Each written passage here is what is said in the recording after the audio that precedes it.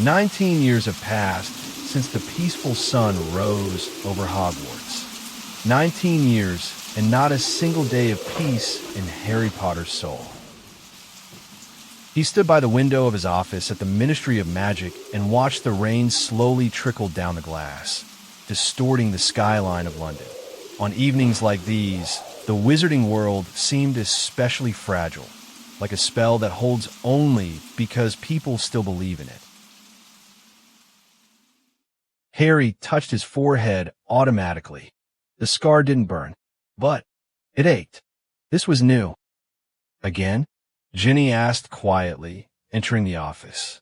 She had long ago learned to notice that expression on his face, as if he were listening to a distant voice that no one else could hear. Not pain, Harry replied. More like an echo.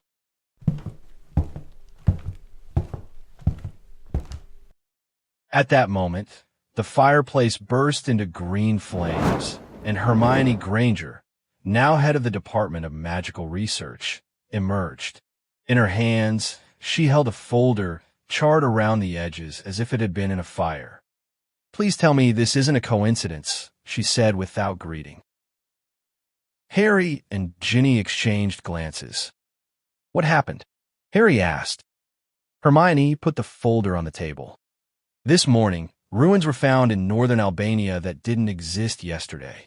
Magical ash, ancient symbols, and, she looked up, traces of a spell used by Voldemort. But not him. It's impossible, Ginny whispered. I thought so too, Hermione replied, until one of the symbols whispered a name to me. Harry exhaled slowly.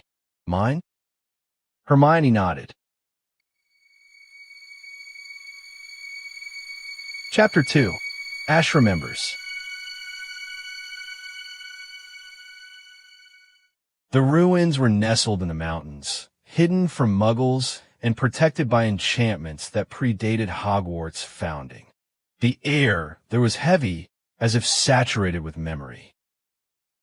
Someone here was trying to resurrect an idea, Hermione said, waving her wand over the symbols. Not a person, but the darkness itself. Ron, standing a little further away, chuckled nervously. Why, when you say that, do want to run? Harry didn't answer. His scar began to ache again, more intensely, and suddenly he heard a whisper, barely audible like wind through ashes. The boy who lived. You were the end. You will be the beginning. Harry turned around abruptly. Did you hear? What exactly? Ginny asked. He saw the answer in her eyes. It seems, he said quietly, the war isn't over. It just learned to wait. Harry Potter and the Ash Whisperer Chapter 3. The Hogwarts Locked Room.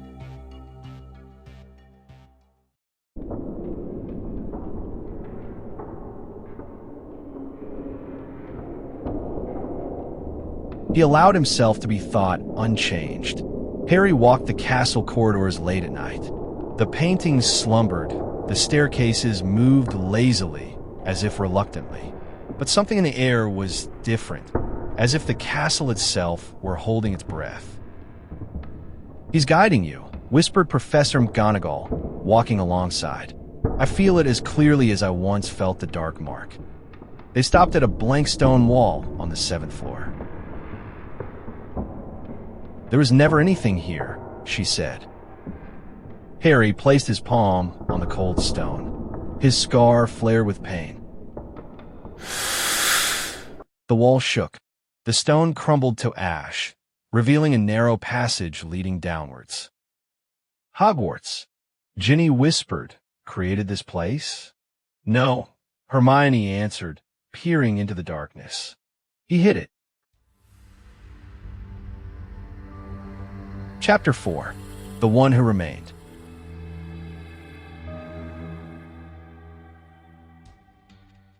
The room was round. No windows. In the center was a stone pedestal covered in ash, and above it was neither a body nor a spirit. It moved like smoke, but it had eyes.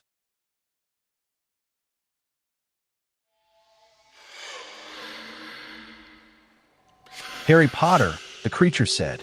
Its voice was composed of many voices. You did not destroy everything. Voldemort is dead, Harry said firmly. Personality, yes. But fear. The smoke billowed. Fear can't be killed. It can only be transmitted. Hermione took a sharp step forward. You're a shard. We are the legacy, the creature replied. Forged from the ashes of all who desired power. We were not summoned. We grew. Ron gripped his wand. And what do you want? The creature looked straight at Harry. For you to make a choice. Again. Chapter 5. The Choice That Never Was. The room shook. It feeds on your connection to the past. Hermione screamed. Harry, you have to let go. I already did, he replied, fighting the pain. No, Ginny said, squeezing his hand tightly. You just carried it on. Harry closed his eyes. He saw everything. The stairs to the closet, the mirror of Ariste, the cemetery, the forest, his death, and the silence after. I'm not your beginning, he whispered, and I'm not your end. He stepped forward and let the memories crumble. The scar faded. Ash screamed and vanished, settling into gray snow.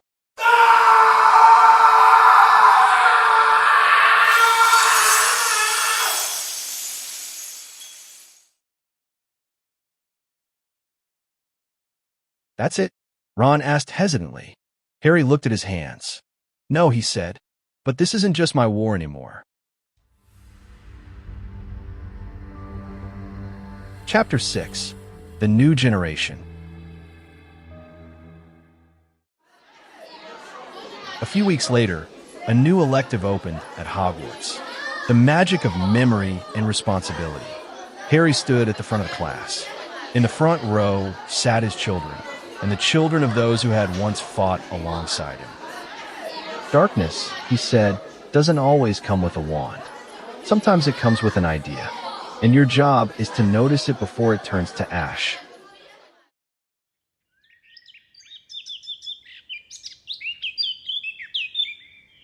The sun rose outside, and Hogwarts, for the first time in many years, smiled.